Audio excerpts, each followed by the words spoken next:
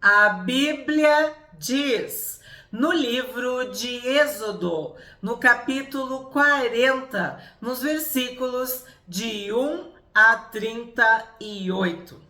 Depois o Senhor disse a Moisés: no primeiro dia do primeiro mês, arme o tabernáculo da tenda do encontro. Lembra que eu falei para vocês que este tabernáculo, que este santuário, ele era móvel, ele era portátil, era tipo uma tenda, uma barraca que montava e desmontava. Então, o que Deus está dizendo para Moisés? Arme o tabernáculo da tenda do encontro. Ponha nele a arca do testemunho e cubra com o véu. Ponha nele a mesa e coloque em ordem as coisas que estão sobre ela. Ponha nele também o candelabro e monte as suas lâmpadas. Então, o que a gente viu no capítulo de ontem? O que nós vimos no capítulo 39 de Êxodo? A obra completa, a obra concluída.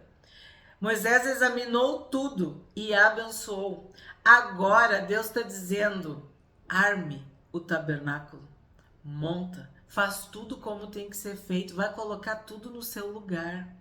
E aí a gente tem que falar: tua vida tá uma bagunça, tá uma confusão, tem falta, tem carência, tem escassez, tem vazio. O Senhor Jesus entra e ele coloca tudo no lugar.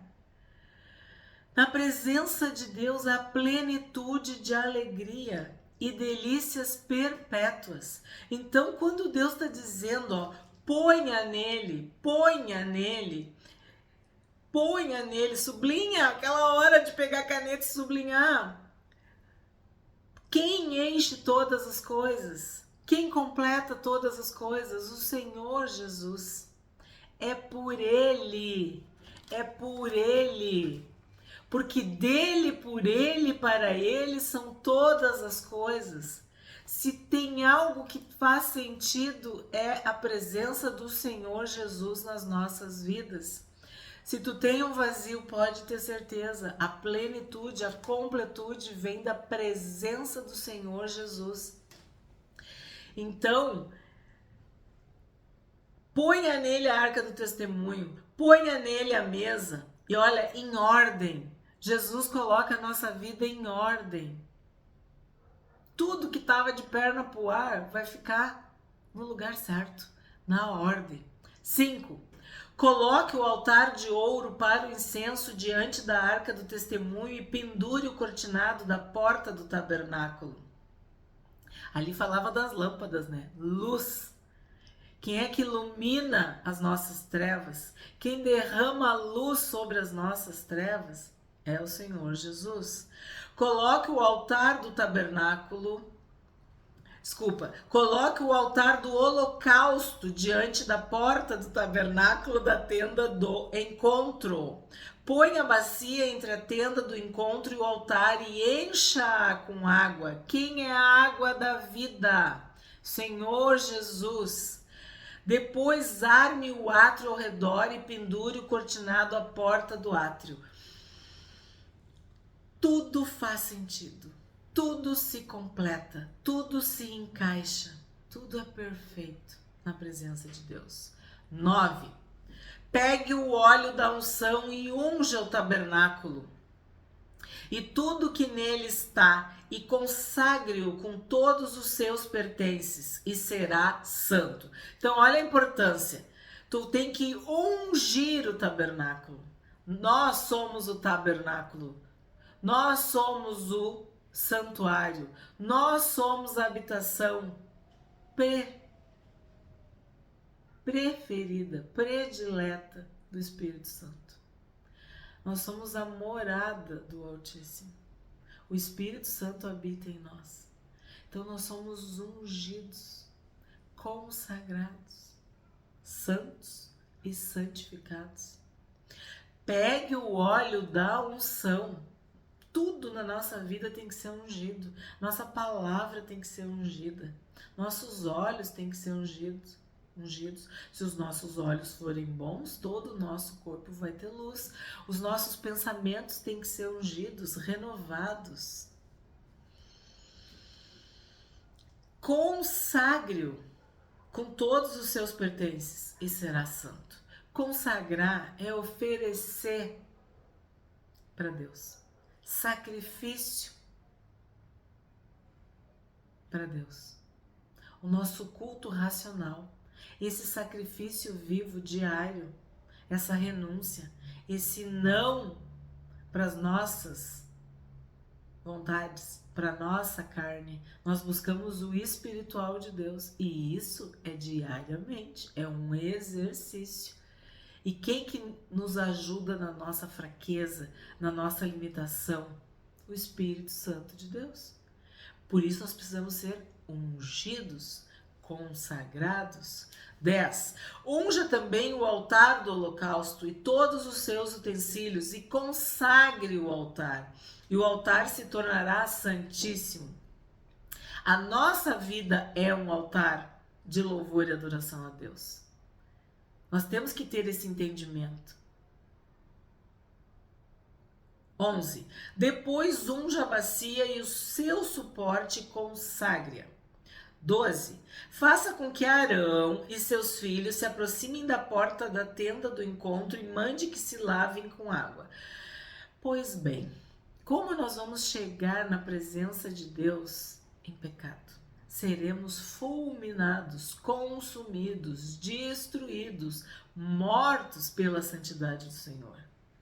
O Senhor Jesus lavou os pés dos discípulos. Ele se humilhou.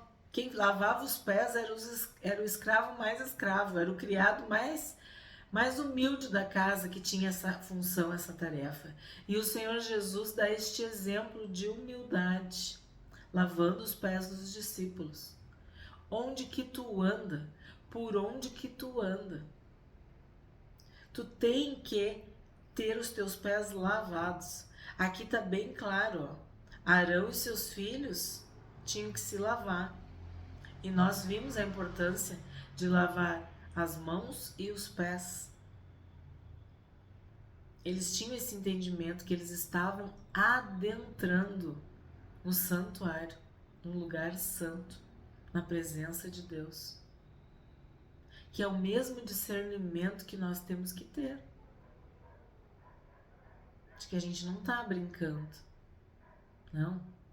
O Espírito Santo habita em nós. E a gente pode entristecer o Espírito Santo com as nossas atitudes. Nós podemos apagar o Espírito Santo. Ele é um fogo que queima.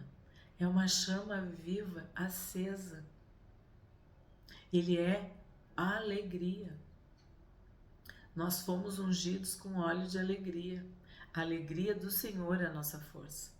Então, às vezes, tu tá fraco, tu tá doente, tu tá abatido, porque tu feriu a santidade do Espírito que habita em ti, que é santo.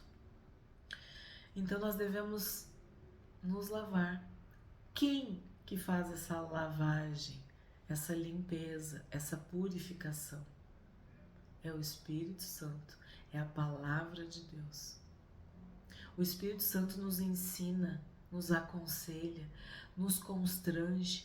É a bondade de Deus que nos conduz ao arrependimento. É o Espírito Santo que nos convence do pecado, da justiça e do juízo, que faz a gente olhar para as nossas roupas e ver que está sujo, e ver que está rasgado, e a gente quer vestes novas, vestes ungidas, limpas. 13. Vista Arão com as vestes sagradas, unja e consagre-o para que me sirva como sacerdote. Então, tu vai te lavar, tu vai te vestir com as vestes sagradas, tu vai ser ungido, tu vai ser consagrado. E aí, tu vai poder servir. Aí, tu vai poder cumprir o teu sacerdócio, a tua missão, o teu chamado, o teu propósito. Faça com que também os filhos de Arão se aproximem, vista-os com as túnicas e unja-os assim como você ungiu o pai deles. para que me oficiem como sacerdotes. Sua unção lhes será por sacerdócio perpétuo de geração em geração. Então, o que a gente tem aqui? A fé e a obediência. Foi Deus que te chamou, foi Deus que te constituiu, foi Deus que te escolheu, foi Deus que te separou, foi Deus que te ungiu, que te consagrou. E é Deus que vai te capacitar, que vai te dar força, que vai te dar vitória, que vai te libertar do pecado, do poder do pecado, do peso do pecado, da culpa do pecado, da vergonha do pecado, da presença do pecado. Nós seremos livres, libertos do pecado, que é o que suja as nossas roupas, que é o que nos faz ficar longe de Deus. Lembra que o povo tinha medo? Moisés, fala tu com Deus, porque senão nós vamos morrer. Porque quando tu está em pecado, tu fica distante de Deus. Mas quando tu é santo e santificado, quando o Espírito Santo, a presença santa de Deus está em ti, tu pode adentrar no Santo dos Santos e lá permanecer. Isso é obediência. Tu lê na palavra de Deus e tu quer obedecer. Tu quer fazer conforme tudo que foi ordenado. 16. E Moisés fez tudo segundo o Senhor lhe havia ordenado. No primeiro mês do segundo ano, no primeiro dia do mês, o tabernáculo foi armado. Moisés ergueu o tabernáculo, pôs as suas bases, armou as suas tábuas, colocou nele as suas vigas superiores e levantou as suas colunas. Estendeu a tenda sob o tabernáculo e pôs a cobertura da tenda por cima, segundo o Senhor havia ordenado a Moisés. Qual é a nossa cobertura espiritual? Quem nos guarda? Quem nos protege? Quem nos livra do mal? Nós somos de Deus, então o maligno não nos toca. O anjo do Senhor acampa-se ao nosso redor. Tu tá protegido, tu tá guardado. Pegou o testemunho e o pôs na arca. Passou os cabos na arca e pôs o propiciatório em cima da arca. Introduziu a arca no tabernáculo, pendurou o véu do cortinado e com ele cobriu a arca do testemunho, segundo o Senhor havia ordenado a Moisés. Pôs também a mesa na tenda do encontro, ao lado do tabernáculo, para o norte, fora do véu, e sobre ela pôs em ordem os pães da proposição diante do Senhor, segundo o Senhor havia ordenado a Moisés. Eu me lembrei do Salmo 23, quando Davi diz que preparas uma mesa perante os meus inimigos e o meu cálice transborda. A mesa é uma simbologia que nós temos do Gênesis ao Apocalipse. A Bíblia inteira fala de que nós, filhos e filhas do rei, sentaremos à mesa com ele. Então, neste momento aqui, ó, tá representado. Eu já falei para vocês, a gente tá recapitulando, encerrando, concluindo, finalizando, terminando o Êxodo. Então, tu é um inscrito, uma inscrita do canal Bíblia Diz, tu tá caminhando comigo diariamente aqui no YouTube, tu lembra tudo que este povo passou, tudo que aconteceu para agora, vamos dizer assim, a inauguração. E aí a mesa dos pães da proposição. Cada um dos pães simbolizava uma das tribos, um dos filhos de Israel. Cada um de nós tem um lugar à mesa do rei. Quando nós celebramos a ceia do Senhor, a Bíblia diz, te examina. O homem, a pessoa tem que se examinar e assim comer do pão e beber do cálice. Então, nós nos examinamos e a gente pode sentar junto com o Pai à mesa para receber o pão, para receber o sustento, a provisão, a graça, o amor. Como Davi disse, certamente que a bondade e a misericórdia me seguirão todos os dias.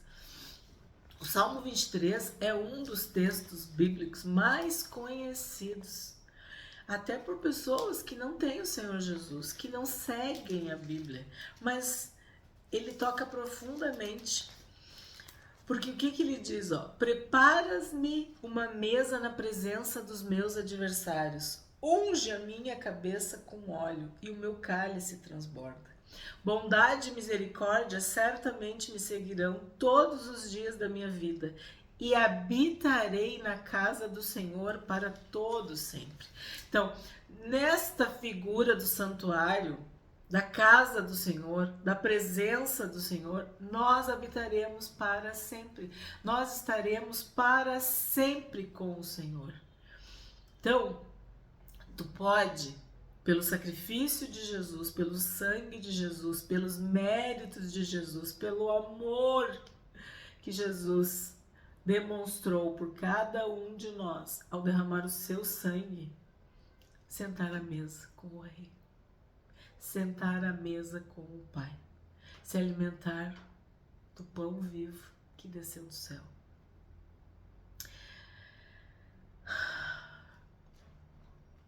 (24) Pôs também na tenda do encontro o candelabro diante da mesa, ao lado do tabernáculo para o sul, e preparou as lâmpadas diante do Senhor, segundo o Senhor havia ordenado a Moisés. Não andaremos mais em trevas, não estaremos mais sob o domínio das trevas, da escuridão, do mal, não. Os nossos olhos foram abertos, nossos olhos se abriram, fomos iluminados. O Senhor derramou luz, a lâmpada brilha. A vida, o caminho, as veredas são como a luz da aurora que vai brilhando, brilhando até ser dia perfeito. Então o que a palavra está falando do candelabro que está diante da mesa?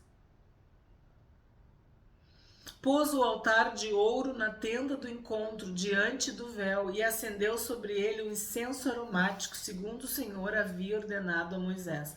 Então a presença de Deus, a glória de Deus, enche o templo, enche o santuário, enche a tenda do encontro, enche o tabernáculo, enche a casa, enche a minha vida, enche a tua vida.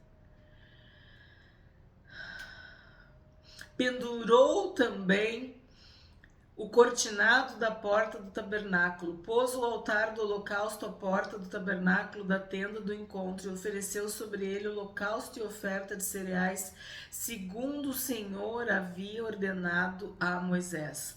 Pôs a bacia entre a tenda do encontro e o altar e a encheu de água para se lavar. Sempre nós somos purificados pela palavra de Deus e pelo próprio Espírito Santo. Então, o que a gente vê? Armado, erguido, levantado, ungido, consagrado. O tabernáculo estava armado, erguido, levantado, montado, pronto, concluído. 31. Nela, Moisés, Arão e seus filhos lavavam as mãos e os pés quando entravam na tenda do encontro e quando se aproximavam do altar, segundo o Senhor havia ordenado a Moisés. Então, nós somos limpos, somos lavados e purificados pela palavra de Deus. O que eu mais quero é isso. Que tu ame a palavra de Deus, que tu sinta falta, que tu leia diariamente, que tu queira aprender, crescer, ser ministrado pela palavra de Deus, ser lavado pela palavra de Deus. Porque é só ela que nos ensina quem é Deus e quem nós somos em Deus. Então, Moisés, Arão e seus filhos lavaram as mãos e os pés. Nós precisamos estar sempre com as vestes brancas, com as vestes limpas, com as mãos e os pés lavados. Quem que vai habitar no Monte Santo? Aquele que tem um coração puro, mãos limpas. Quando o Senhor Jesus lavou os pés dos discípulos, Pedro disse: jamais tu vai lavar os meus pés. Quando Jesus fala para Pedro, ele está falando para cada um de nós. Se eu não te lavar, se eu não te limpar, se eu não te purificar, tu não vai ter parte comigo. É como se Pedro estivesse dizendo: não, eu não vou deixar, tu não vai. Aqui eu disse para você, né, bem capaz que tu vai fazer isso. Então Jesus está dizendo: se tu não deixar eu te lavar, se tu não deixar eu te limpar, se tu não deixar eu, que sou a água viva, eu que sou o Cordeiro de Deus que tira o pecado do mundo, tu não vai ter parte comigo. Nós não poderemos ser unidos. Aí quando ele ouve essa resposta, aí ele já não quer mais só que lave os pés, já quer um banho completo. E aí Jesus diz que a palavra nos purifica, que a palavra nos limpa, que nós precisamos diariamente, né? Nós precisamos dessa consciência da nossa humanidade. Nós temos que saber que sem Deus, sem Jesus, sem o Espírito Santo, a gente não consegue ficar limpo. Ó, João 13. Quando se aproximou de Simão Pedro, este lhe perguntou: vai lavar os meus pés, Senhor? Jesus respondeu: o que eu faço você não compreende agora, mas vai entender depois. Então Pedro disse: o Senhor nunca lavará os meus pés. Ao que Jesus respondeu: se eu não lavar, você não terá parte comigo. Então Pedro lhe pediu: Senhor, não somente os pés, mas também as mãos e a cabeça. Jesus respondeu: quem já se banhou não precisa lavar nada, a não ser os pés, pois quanto ao mais está todo limpo. E vocês estão limpos, mas não todos. Porque estava falando de Judas, né? Que Satanás tinha entrado em Judas. Só que o que a gente está vendo aqui? Ó? Que ele disse assim: ó, se eu não te lavar, você não terá parte comigo. Então, se tu não deixar o Senhor Jesus lavar aquela sujeirinha de estimação, a gente fala aquele cascãozinho, sabe? Tu não vai ter parte com ele. Tu precisa experimentar a santidade. E aqui tu tá vendo que Moisés, Arão e seus filhos lavavam as mãos e os pés. Tu quer que o teu santuário seja armado, erguido, levantado, ungido, consagrado? Tu tem que permitir que o Senhor Jesus acesse o quartinho da bagunça, que Ele possa lavar, santificar e purificar a tua vida, o teu corpo, a tua alma, o teu espírito. Vou repetir. Nela Moisés, Arão e seus filhos lavavam as mãos e os pés, quando entravam na tenda do encontro e quando se aproximavam do altar, segundo o Senhor havia ordenado a Moisés. Levantou também o átrio ao redor do tabernáculo e do altar e pendurou o cortinado da porta do átrio. Assim Moisés acabou a obra. Então, acabou a obra, concluiu. O Senhor Jesus na cruz disse: está consumado. Ele fez tudo o que Deus queria que ele fizesse. Ele concluiu a obra. 34. Então a nuvem cobriu a tenda do encontro e a glória do Senhor encheu o tabernáculo. Então, quando a obra é concluída, quando a obra é consumada, a glória do Senhor enche o tabernáculo. O Espírito Santo te enche. Tu recebe o selo, tu recebe o penhor, a garantia. Tu és selado. A glória de Deus, a presença de Deus, o Espírito Santo de Deus. A glória do Senhor encheu o tabernáculo. O Espírito Santo enche todas as coisas. O Espírito Santo nos enche. Nós devemos ser cheios do Espírito Santo. Não devemos nos encher de vinho, no qual há dissolução, no qual há perdição. Mas devemos nos encher do Espírito Santo, falando com cânticos, com hinos, com salmos, vivendo a palavra de Deus, louvando, adorando a Deus. 35. Moisés não podia entrar na tenda do encontro, porque a nuvem permanecia sobre ela e a glória do Senhor enchia o tabernáculo. A parte de Deus sempre é feita. Ele quer de nós a obediência, a adoração. Ele quer que a gente se posicione, se coloque diante dele como servos, como alguém que quer fazer tudo o que ele está explicando, tudo que ele está ordenando, tudo que está na palavra de Deus. A gente se humilha e diz: seja feita a tua vontade, assim na terra como ela é feita no céu, como ela já é feita no céu. 36. Quando a nuvem se levantava de sobre o tabernáculo, os filhos de Israel seguiam adiante em todas as suas jornadas. Então, cada um dos nossos desafios, das nossas questões, nós precisamos da direção, da instrução, do conselho de Deus, do Espírito Santo, da palavra de Deus. Em todas as suas jornadas. Se a nuvem, porém, não se levantava, não seguiam adiante, até o dia em que ela se levantava.